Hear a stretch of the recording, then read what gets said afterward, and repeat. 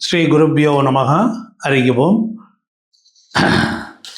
அம்மன் அருள் TV நேயர்களுக்கு என்னுடைய காலை வணக்கம். கன்னிராசி அன்பர்களுக்கு இந்த குரு பயிற்சி பலன்கள் எப்படி இருக்கும் என்று பார்ப்போம்.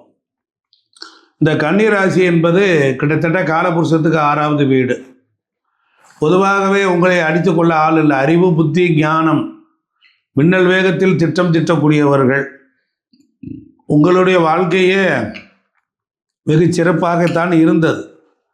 இப்போ பொறுத்தளவில் இந்த குரு பயிற்சி உங்களுக்கு நன்மை தருமா என்றால் நன்மை தரும். அப்போ கன்னிராசிக்காரர்களுக்கு 11ஆம் இடத்துல குரு பகவான் வருகிறார். லாபத்தில் வரக்கூடிய குரு பலன்கள். அப்போ லாபத்தில் வரப்போகும்போது நல்லது செய்வாரா? செய்வார். குரு அருளை அள்ளி தருவார், பொருளை கொடுப்பார், குழந்தைகளை பாதுகாப்பார். அப்போ குரு பலம் உங்களுக்கு கிடைச்சிருச்சு. காரணம் என்ன அப்படின்னு கேட்டால், கன்னிக்கு சுகஸ்தானாதிபதி 11ல் போய் உச்சம், கன்னிக்கு கலத்திரஸ்தானாதிபதி 11ல் உச்சம். ஒரு விபரீதமான ராஜயோக பலன்களை எல்லாம் இந்த ஆண்டு ஓராண்டு உங்களுக்கு கொடுக்க தயாராக இருக்கிறார். கண்டிப்பாக ஒரு விழிப்புணர்வாக இருந்தீர்கள் என்றால் இந்த துறையிலையும் சமாளிக்கலாம். அப்போ உங்களுக்கு காலபுருஷத்துக்கு 6வது வீடு 150லேருந்து 150 டிகிரி வரை இருக்கக்கூடிய அதிபதி புதன். இங்கே ராசிநாதன் புதன் உச்சம் பெறுகிறது, வெகு சிறப்பு. அப்போ ராசிநாதன் பொறுத்தளவில் புதன் உச்சமடைகிற வீடு. உச்சமடைகிற வீட்டை அதிபதிக்கு இந்த குரு பகவான் எப்படி நன்மை தருவார் அப்படிதான் நம்ம கேள்வி. அப்போ பாருங்க, கன்னிராசிக்கு குரு பகவான் 4-7க்கு அதிபதி. அப்போ கோச்சாரத்தில் 11ஆம் இடத்துல வரும்பொழுது எப்படி இருக்கும்? லாபஸ்தானத்தில் அமர்ந்து உச்சம் பெற்றிருக்கிறார். அப்போ அவருடைய பார்வையின் மூலியமாக தான் நன்மை தருவார். முதல்ல ஸ்தான பலம் சூப்பர். அப்போ வீடு, வண்டி, வாகனம், சொத்து சுகம் பெருகும். திருமணம் ஆகாதவர்களுக்கு திருமணம் நடக்கும். கூட்டு தொழில் அது வகையில் சிறப்படையும்.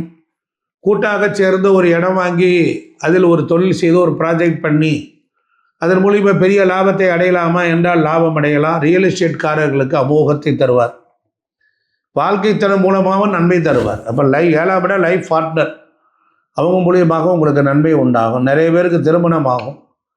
அந்த திருமணம் நீங்கள் ஆசைப்பட்டதை விட மிக மேன்மையாக இருக்கும். ஏன்னா 11 என்பது அபிலாசைகளை நிறைவேற்றக்கூடிய இடம். அங்கே போய் உங்களுக்கு கலத்திர ஸ்தானாதிபதி உட்காந்து விரும்பிய திருமணம், அதே கலத்திரத்தையும் பார்க்குறார். இப்படி தான் எனக்கு திருமணம் நடக்கணும் அப்படின்னார். சனி இருக்கார், இருந்தாலும் இவ்வளோ நாள் வரையிலும் தாமதத்தை தந்தார். இப்போ அது யோகத்தை கொடுக்க போகிறார். அப்போ உங்களுக்கு பஞ்சமாதிபதி 7ல் அமர்ந்து 7க்குடையவன் 11ல் உச்சம் பெற்று சுகத்தை கொண்டு உங்களுக்கு காதலைக்கும் கொடுப்பார், அது திருமணத்திற்கும் உருவாக்கி விடுவார். அப்போ காதல் பல நாள் தேங்கி இருந்ததெல்லாம் இப்போ படக்குன்னு கல்யாணமாக மாறிடும். இதான் ரகசியம். சிம்மத்துக்கு 3ஆம் இடம் 7ஆம் இடத்தை பார்த்துருவார். அப்போ நல்லா கவனிச்சுக்கணும். அப்போ கன்னிக்கு 3ஆம் இடம் எது? விருச்சிகம். அதை குரு பார்க்குறார். அப்படி இருக்கும்போது உங்களுக்கு எப்படி இருக்கும்? சூப்பராக இருக்கும். 3ஆம் இடம், 5ஆம் இடம், 7ஆம் இடத்தை குரு பார்த்தாருன்னா என்ன அர்த்தம்? தான் விரும்பிய ஒன்றை சுலபமாக அடையக்கூடிய வழி. குழந்தை பாக்கியம் இல்லைன்னு விரும்பினவர்கள், அதாவது 3ஆம் இடம் வீரியஸ்தானம், ஏதோ ஒரு வகைகளில் குழந்தை இல்லை, குழந்தை பாக்கியத்திற்கு 3ஆம் இடம் நல்லா இருக்கணும். அந்த வீரியத்தை கொடுக்கக்கூடிய ஆற்றலை குரு பகவான் தருவார். கடகத்திலிருந்து உச்சம் பெறுகிறார். அப்போ பெண்களுக்கு இது ஒரு அற்புதமான மகிழ்ச்சிகரமான காலமாக இருக்கும், ஏற்றமாக இருக்கும். அதனால் குருவினுடைய கன்னி ராசியும் குருவும் ரொம்ப சிறப்பு. அப்போ இந்த குருவினுடைய 5, 7, 9 பார்வையில் தான் உங்களுக்கு இந்த ஆண்டு முழுவதும் ஒரு விபரீதமான நல்ல பலன்களை கிடைக்கும். இது மிஸ் பண்ணிடாதீங்க. 12 ஆண்டுகளுக்கு ஒரு முறை கிடைக்கக்கூடிய ஒரு அற்புதம். அப்போ உங்கள் ஜாதகப்படி உங்கள் தனி மனிதனுக்கு ஒரு சுபகாரியம் நடக்கணும் அப்படின்னா இந்த குருவினுடைய சப்போர்ட் வேணும். அப்போ குரு இல்லாமல் நல்ல காரியம் நடக்காது. குரு தான் பெரிய பணத்துக்கு அதிகாரி. அப்போ குருவினுடைய கடாட்சம் தேவை. குரு பார்த்தா தான் ஒரு வீட்டில் திருப்தியே உண்டாகும். அப்போ திருப்தி அடைய வேணும்னா குரு பகவான் பார்வை வேண்டும். அதனால் இந்த 5ஆம் இடத்தினுடைய பார்வை. அப்போ இந்த ஆண்டு ஓராண்டு முழுவதும் நீங்கள் ஒரு மஞ்சள் கர்ச்சிப்பால் வச்சுக்கோங்க. பட்டு துணி, மஞ்சள் பட்டு துணி வைத்து கொள்ளுங்க. அதில் ஒரு பணத்தை போட்டு முடிஞ்சு வைங்கள். இல்லை ஒரு விரலை மஞ்சள் ஒரு சந்தன கட்டையை வைத்து கொள்ளுங்கள். வச்சுக்கிட்டு பூஜை பண்ணிவிட்டு கோயிலில் வச்சு குரு பகவான்கிட்ட பாதத்தில் வச்சு எடுத்து அதை கொண்டுட்டு வந்து நீங்கள் வேலை பார்க்குற இடத்துல வச்சுக்கோங்க. தண்ணி பட்டுச்சுன்னா முடிஞ்சு போச்சு. அதனால் இது மாதிரி நீங்கள் 3 மாதத்துக்கு ஒரு முறை ஒரு மஞ்சள் துணியை எடுத்துக்கோங்க. அதில் ஒரு சின்ன தங்க கலரில் உள்ள காசை முடிஞ்சு வைங்க. ஒரு சின்ன சந்தனக்கட்டை, ஒரு விரலி மஞ்சள், ஒரு சுண்டல் கடலை அதை போட்டு முடிஞ்சு நீங்கள் சாமிக்கிட்ட பாதத்தில் வச்சு குரு பகவான் பாதத்தில் வச்சு கொண்டு வந்து வச்சுக்கோங்க. கிருகிரு நல்லா இருக்கும், சூப்பராக இருக்கும். எல்லாம் வித்தியாசமான பரிகாரம். அது புனர்பூசம், புரட்டாதி, விஷாகம் இந்த நட்சத்திரத்தப்ப செய்யும். விஷாகம் 4ஆம் பாதம் விருச்சிக ராசியில் குரு போகும்போது, விஷாகம் 4ஆம் பாதத்தில் குரு சந்திரன் போகும் பொழுது குரு கடகத்திலிருந்து பார்ப்பார். நீச்ச வீட்டுக்கு சந்திரன் வரும் பொழுது குருவின் பார்வை பெற்றனால இப்போ விருச்சிக ராசியில் யார் பிறந்தாலும் நீச்ச பங்க ராஜயோகம் ஆயிடுவார்கள். அப்போ கடன் அடையணுமா? கடன் அடையும். அப்போ கடன் அடைய வேண்டுமானால் நீங்கள் மஞ்சள் துணியில், நல்லா கவனிக்கணும், மஞ்சள் துணியில் சொன்ன பொருளை வைத்து நீங்கள் கட்டி வச்சிருங்க. பிரமாதமாக நடக்கும். ஏன்னா அந்த மாதிரி ஒரு மேஜிக் பண்ணக்கூடிய காலமாக இருக்குது. இப்போ குருவின் 5ஆம் பார்வை 11இல் அமர்ந்த குரு தனது 5ஆம் பார்வையால் கன்னி ராசியின் 3ஆம் இடத்தை பார்க்குறார். அப்போ உங்களுக்கு எப்படி இருக்கும்? தைரியம் சும்மா பேரிட்டு எழுந்திருக்கும். பார்த்தாலே சண்டை சச்சரவு அடிதடி என்று கிளம்பிடுவீங்க. அதனால் பார்ப்பது தர்மமிகு குரு பகவான். எனவே கோச்சாரத்தில் கன்னி ராசியின்காரர்கள் அநியாயம் நடந்தால் தட்டி கேட்பீங்க. அந்த மாதிரி எப்படியா உனக்கு இவ்வளோ தைரியம் வந்தது அப்படின்னு கேட்பீங்க. அப்போ 3ஆம் இடம் வீரியஸ்தானம். தன்னுடைய வாழ்க்கை துணையுடன் நன்றாக கலவியில் ஈடுபடக்கூடியது. போகஸ்தானம். மனைவியோடு ஒன்றும் பண்ண முடியல, நான் ஒரு பக்கம். இப்போ உங்களுக்கு ஒரு இடமாற்றமாகி மனைவியோடு சேர்ந்து ரொம்ப சிறப்பாக இருக்கும். நீ தான் இனிமேல் தான் உங்களுக்கு காதல். அப்போ கன்னிராசிக்காரங்களுக்கு இளைய சகோதரன் நல்லா இருப்பானா? மேன்மை அடைய போகிறான். 3ஆம் இடம் தான் சகோதரர், இளைய சகோதரர். இப்போ ரொம்ப நாளாக விற்காமல் இருந்த வீடு, மனை, தோட்டம், வாகனம் இதெல்லாம் விற்றுரும். வேலை கிடைக்காதவங்களுக்கு வேலை கிடைக்கும். பொருத்தமான வேலை கிடைக்கலைன்னு புலம்பிக்கிட்டு இருந்தீங்க, அதெல்லாம் இப்போ சாத்தியமாயிடும். சொந்த தொழில் தொடங்க நினைத்தவர்கள் தொடங்கலாம். சொந்த தொழில் நிறைய ஒப்பந்தங்களில் குத்தகைக்கு கையெழுத்து போட்டிருந்துருக்கீங்க. ஏற்கனவே குத்தகை எடுத்த நஷ்டம் ஏற்பட்டிருந்தது. இப்போ அதெல்லாம் மாறி நன்மை நடக்க போகும். சிலருக்கு திருமணங்கள் வழியாக வீடு கட்டும் ஒப்பந்தம் உருவாகும். அப்போ சில நேரங்களில் வேறு ஒரு தொழிலை மாற்றி அமைச்சு சில நேரங்களில் வெற்றி உண்டாகும். இப்போ குருவினுடைய 7ஆம் பார்வை எப்படி இருக்கும்? கன்னிராசிக்கு 11ஆம் இடத்துல இருந்த குரு பகவான் அவருடைய 7ஆம் பார்வையால் 5ஆம் இடத்தை பார்க்குறார். அதாவது காலபுருஷத்துக்கு 10ஆம் இடம். சும்மா சூப்பர் டூப்பராக இருக்கும். அதனால் 5ஆம் இடங்கிறது வாரிசு, பூர்வ புண்ணியம், காதல், குலதெய்வம் இவற்றையெல்லாம் குறிக்கிறது, விளையாட்டு. அதனால் இதுக்கெல்லாம் பாக்கியத்தை தந்து நன்மை தருவார். அப்போ கன்னிராசிக்கு குழந்தை பாக்கியம் வந்துடுமா? கண்டிப்பாக கிடைக்கும்.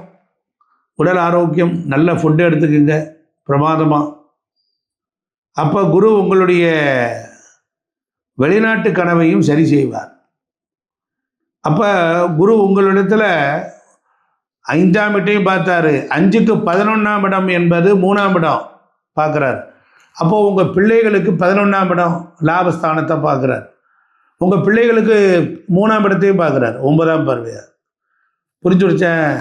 இதெல்லாம் பிரமாதம். வெளிநாட்டு வர்த்தகம், வெளிநாடு போவதற்கு, வெளிநாட்டில் போய் கல்வி கற்றுக்கிறதுக்கு, ஆராய்ச்சி கல்வி கற்றுக்கிறதுக்கு ஒரு டிகிரி முடிக்க முடியல அப்படின்னா இப்போ முடிச்சிடுவீங்க. அப்போ கல்யாணமாக வெளிநாட்டு கனவு பழிக்கும். சினிமாவில் நடிக்கணும்னு நினச்சவங்களுக்கு இந்த மாதிரியான ஒரு சான்ஸு இப்போ சினிமாவில் நடிக்கக்கூடிய வாய்ப்பை ஏற்படுத்தும். அதனால் அரசியல்வாதிகள் நல்ல அமைச்சராக முடியும். அரசாங்க அதிகாரிகளுக்கு ஒரு சில இடமாற்றம், பதவி உயர்வெல்லாம் உண்டு. இடமாற்றமும் பெறுவாங்க. அப்போ உங்கள் மூத்த சகோதரிக்கு விரும்பிய ஒன்று நல்ல முன்னேற்றம் கிடைக்கும். கன்னிக்கு 11ஆம் இடம் மூத்த சகோதரி, அங்கே போய் குரு உச்சம் அடைகிறார். அந்த 11ஆம் இடத்திற்கு பாக்கியாதிபதி போய் உட்கார்ந்துருக்கார். நல்லா புரிஞ்சுக்கணும். 11ஆம் இடத்திற்கு உங்கள் மூத்த சகோதரிக்கு ஒரு குழந்தை பாக்கியம். உங்கள் மூத்த சகோதரிக்கு ஒரு குழந்தை பாக்கியம். உங்கள் மூத்த சகோதரிக்கு கல்யாணம் தடைப்பட்டுச்சு, அது நடந்துடும். இல்லை ஏற்கனவே முதல்ல ஒரு கல்யாணம் ஆகி பிரச்சனையாக இருக்கும், இப்போ 2வது கல்யாணம் நடக்கும் போகும், அவ்வளோதான். ஐயா எங்கள் அக்காளுக்கு பிரச்சனை, கன்னிராஜிக்கு எங்கள் அக்கா சரியாக குடும்பம் வாழலாம் வைக்கலை, பிள்ளை இல்லைன்னு இது மாதிரி இம்சை பண்ணுறாங்க. அதெல்லாம் சரியாயிடும். இப்போல்லாம் பார்த்தா அப்புறம் அவங்கெல்லாம் இப்போ இன்னொரு 2-3 மாதத்துல எல்லாம் அவங்க வீட்டுக்கு போயிடுவாங்க. எல்லாம் சூப்பராக இருக்கும். அதெல்லாம் நாங்கள் நிறைய சொன்னால் நீங்கள் டைம் இழுத்துருங்கிறதுக்காக சுருக்கமாக சொல்கிறோம். அதனால் நல்ல முன்னேற்றம் உண்டாகும். அம்மாவுக்கு உடம்புக்கு முடியாமல் கிடந்தா, படுத்த படுக்கையாக கிடந்தா, திடீர்னு பார்த்தா நட்டை குத்தா எழுஞ்சி உட்காருவான். அப்போ ஏன்னா அதெல்லாம் மேஜிக் நடக்க போகுது. குருவின் 9ஆம் பார்வை. ஆமாம், அப்போ அது எங்கே விழுகுது? கன்னிக்கு 7ஆம் இடத்துல விழுகுது. அப்போ களத்திரஸ்தானம் குரு பார்வை கிடைப்பதால் யோகங்கள், திருமணங்கள், வாழ்க்கை துணை, தொழிலில் நன்மை மேன்மைகள். இந்த குரு பார்வை உங்களுக்கு கண்டிப்பாக ஒரு நல்ல ஐஸ்வர்யத்தை கொடுக்கும். அதுவும் இல்லாமல் தோட்டம், துறவு, கல்லூரிகள், பண்ணை, தண்ணீர் வியாபாரம், வணிக வாகனங்கள், பார்க்கிங் இடம், கடற்கரை உள்ள இடங்கள், இந்த மாதிரி படகு, இந்த மாதிரி இருக்கலாம் இடங்கள். இப்படி தான் இடங்களில் ஒட்டி உங்களுக்கு இடம் கிடைக்கும். மருத்துவர்கள் சொந்த கிளினிக் நடத்தலாம், அது ரொம்ப சிறப்பு. மருத்துவர்களுக்கு, வழக்கறிஞர்களுக்கு சொந்த ஆபீஸ் இடம் வாங்கலாம், வீடுகள் வாங்கி வாடகைக்கு விடலாம். அதே போல் மூலிகைகளுக்கு என்றே சிறப்பு பண்ணையை சொந்தமாக ஆரம்பிக்கலாம். கடலில் பொழுதுபோக்கு அம்சங்கள் சார்ந்த நிறுவனங்கள் ஆரம்பிக்கலாம். அதனால் பெரிய பிக் ஷாட்டாக இருந்தால், அதனால் தொழில் அமையும், கௌரவத்தை பல மடங்கு வருத்தும். அதனால் நீங்கள் இதை பற்றியெல்லாம் கவலைப்பட வேண்டாம், பிரமாதமாக இருக்குது. சங்கர நாராயணர் கோயிலுக்கு போயிட்டு வாங்க, சமையல் உணவு சார்ந்த உதவியை செய்யுங்க. குரு பார்வை உங்களுக்கு கன்னிக்கு விழுகிறதுனால வியாழக்கிழமை புனர்பூசம், வியாழக்கிழமை புரட்டாதி, வியாழக்கிழமை விசாகம், இந்த மாதிரியான நாட்களில் நீங்கள் சுண்டல் கடலையில் மாலை கட்டி போடுங்க. சிவனுக்கு கரும்புச்சாறு அபிஷேகம் செய்யுங்க. கணவன் மனைவி உறவில் இருக்க பிரச்சனைகள் எல்லாம் தீர்ந்து வரும், பிரிந்தவர்கள் ஒன்று சேருவார்கள். இதெல்லாம் இந்த பரிகாரங்கள்லாம் ரொம்ப நச்சுன்னு இருக்கும். குருவின் நட்சத்திரம் வர நாள் வியாழக்கிழமை சிவாலயத்தில் மஞ்சள் நீரால் அபிஷேகம், சந்தன அபிஷேகம், கரும்புச்சாறு அபிஷேகம். மேற்கு பார்த்து இருக்கக்கூடிய முருகப்பெருமான் சன்னதிக்கு சென்று அங்கே செவ்வாய்க்கிழமை முருகனுக்கு கரும்புச்சாறு அபிஷேகம் செய்யலாம். இந்த மாதிரி பண்ணி பாருங்கள், ஜெயிச்சுக்கிட்டே இருக்கலாம். யாருக்காவது ஜாதகம் பார்க்கணும் அப்படின்னா கான்டெக்ட் பண்ணுங்கள், பண்ணிக்கலாம். நன்றி, வணக்கம்.